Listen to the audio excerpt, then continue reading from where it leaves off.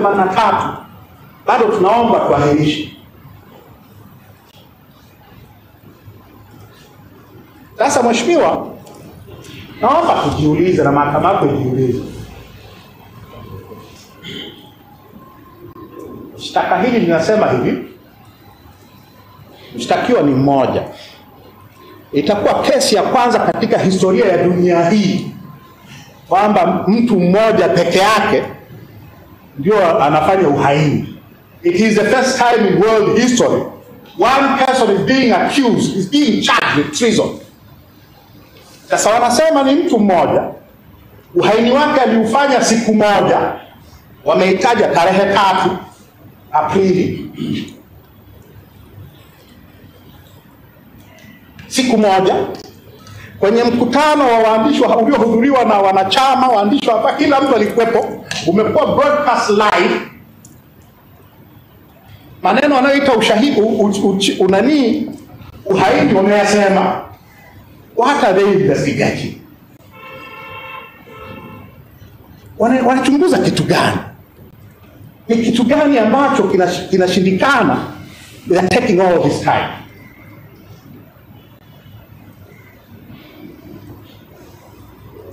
Na mheshimiwa,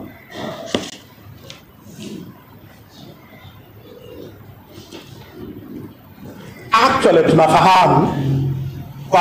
tunafahamu it is on record, it is on court record. Hii kesi, huo mkutano unaodaiwa ni wa uhaini umeshachunguzwa na ulichunguzwa kwa siku 4.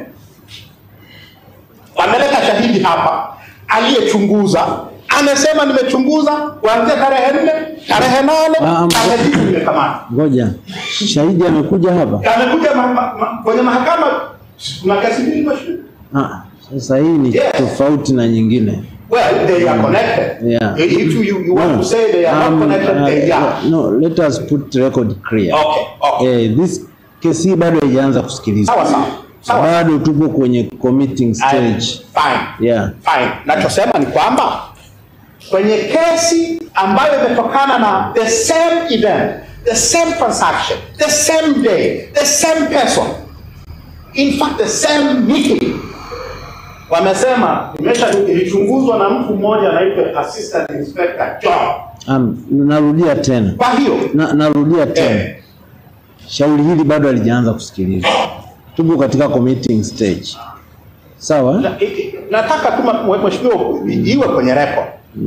Iwe kwenye record. I'm not asking you to make a decision on that one. I just want you to put it on record kwamba actually we know what the games they are playing.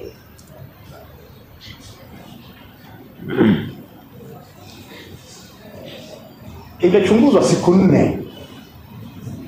Ndio maana tarehe 9 nikakamatwa na tarehe 10 nikashtakiwa hapa.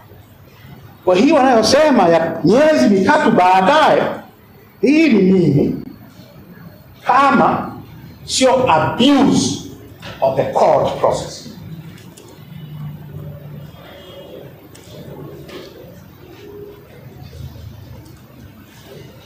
Endelea. Mheshimiwa, DPP, mkurugenzi wa mashtaka, mwendesha mashtaka ya jinai wa nchi hii, anawajibu kikatiba wa kuhakikisha mfumo wa mashtaka hautumiwi vibaya kuonea watu.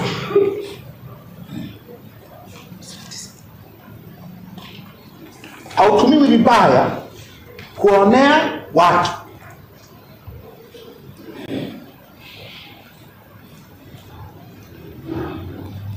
Article 59B4 ya katiba. Katika kutekeleza mamlaka yake, mkurugenzi wa mashtaka atakuwa huru, hataingiliwa na mtu yeyote au na mamlaka yote, na atazingatia mambo yafuatayo: A, nia ya kutenda haki; B, kuzuia matumizi mabaya ya taratibu za utoaji haki; na C, maslahi ya umma.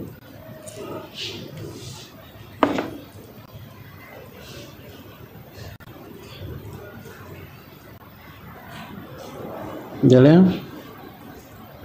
Na wajibu huo mheshimiwa ni wajibu wa kisheria vile vile kwa mujibu wa sheria ya mamlaka ya uendeshaji wa mashtaka, National Prosecution Service Section 8.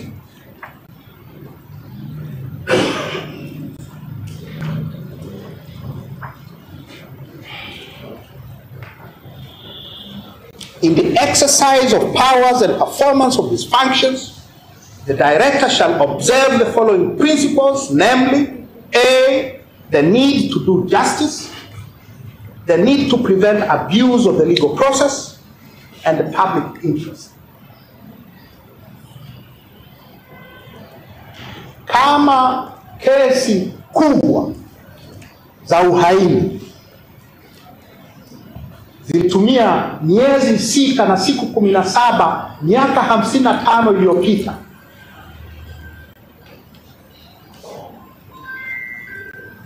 au mwaka mmoja na siku 17 miaka 43 iliyopita, 42, I'm sorry. Mheshimiwa, ni haki gani ambayo inatendeka hapa?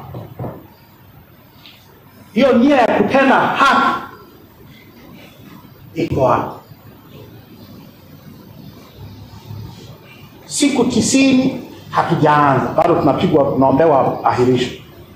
Hiyo haja ya kutenda haki iko wapi?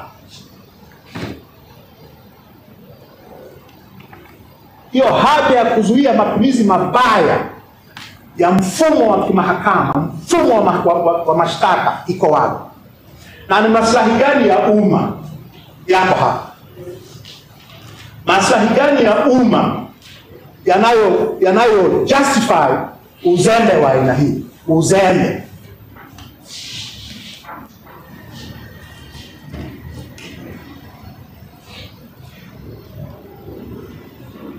Na mheshimiwa, nisije nikasahau wajibu wao mwingine wa katiba, wajibu wa mahakama yako tukufu.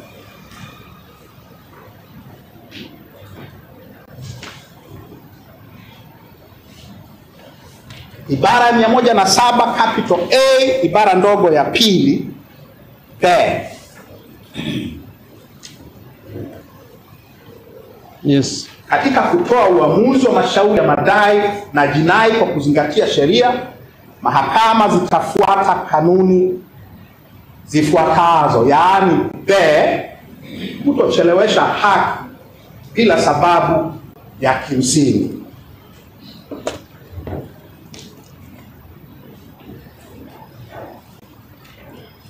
Kwa mheshimiwa, ukiwaruhusu ahirisho jingine, utakuwa umekiuka, kwa maoni yangu, utakuwa umekiuka wajibu wa kikatiba wa mahakama yako tukufu kuhakikisha haki haicheleweshwi bila sababu za kimsingi. Kwa hiyo tunafanyaje? Kitu gani naiomba mahakama yako tukufu ifanye?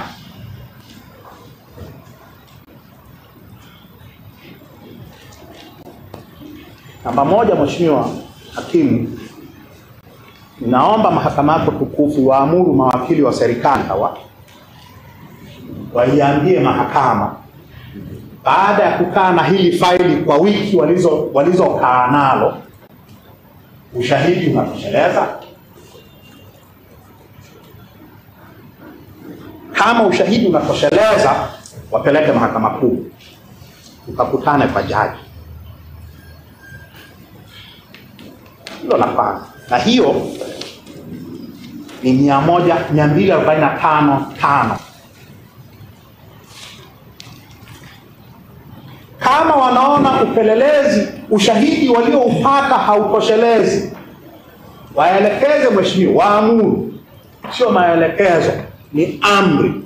They should enter and not prosecute immediately, kama inavyosema section 245(5). Ni mawili. Kuna ushahidi, peleka faili mahakama kuu. Ushahidi hautoshelezi, enter immediately, not prosecute.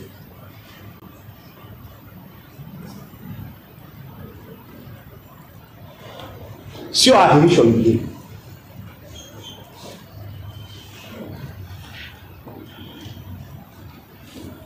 Mheshimiwa, ninaelewa wasije wakasema nimesahau. Ninaelewa kwamba chini ya 245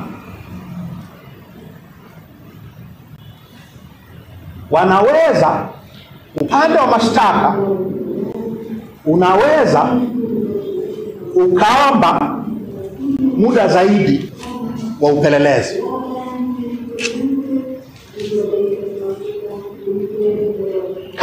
Kama ushahidi walionao hautoshelezi, wana uwezo chini ya 245 ya kuomba muda zaidi wa upelelezi.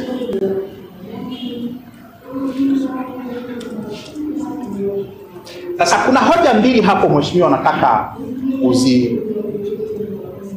uzitafakari. Moja ni kwamba hawajasema kwamba wanahitaji ushahidi zaidi. Hawajasema. Kwa hiyo option haipo.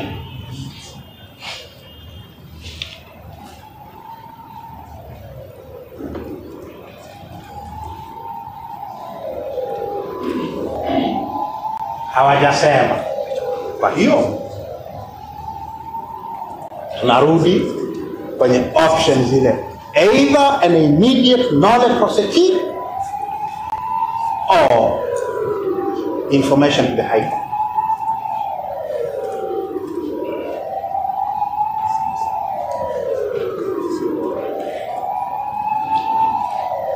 Mheshimiwa, hiyo inayowezesha kuomba muda wa ziada wa upelelezi inasema if there is reason to believe that further investigations will change the position.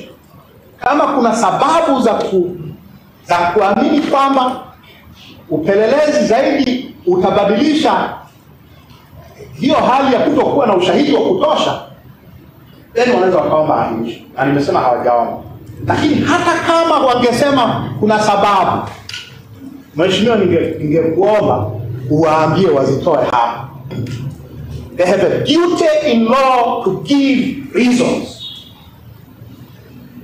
Kwa sio haya tunataka ushahidi, toeni sababu zinazowafanya muamini kwamba siku zingine za ziada mmeshindwa kupeleleza kesi ya mtu mmoja kwa miezi mitatu, siku za ziada zitawawezesha kufanya hiyo kazi. Give reasons to the court. The duty to give reasons. Na mashauri hapo mheshimiwa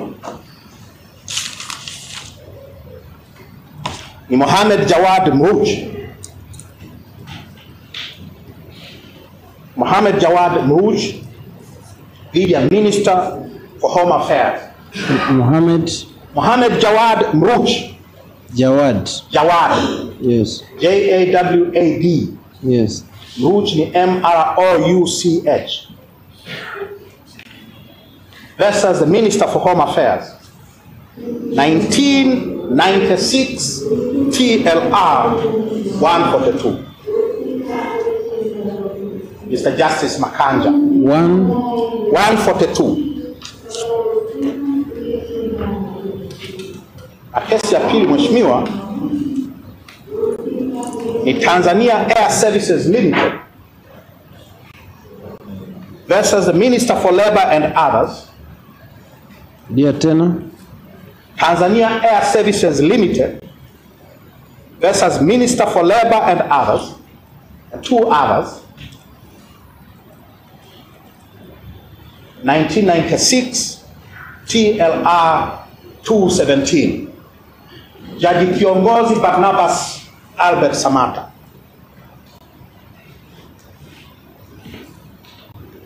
Kama wanaamini kuna cha kuputu nani, bado watoe hizo sababu za kuamini hapa. Kwa mheshimiwa, naomba nimalizie. Na naomba nimalizie kwa kusema, mheshimiwa, usiruhusu tena ahirisho lingine.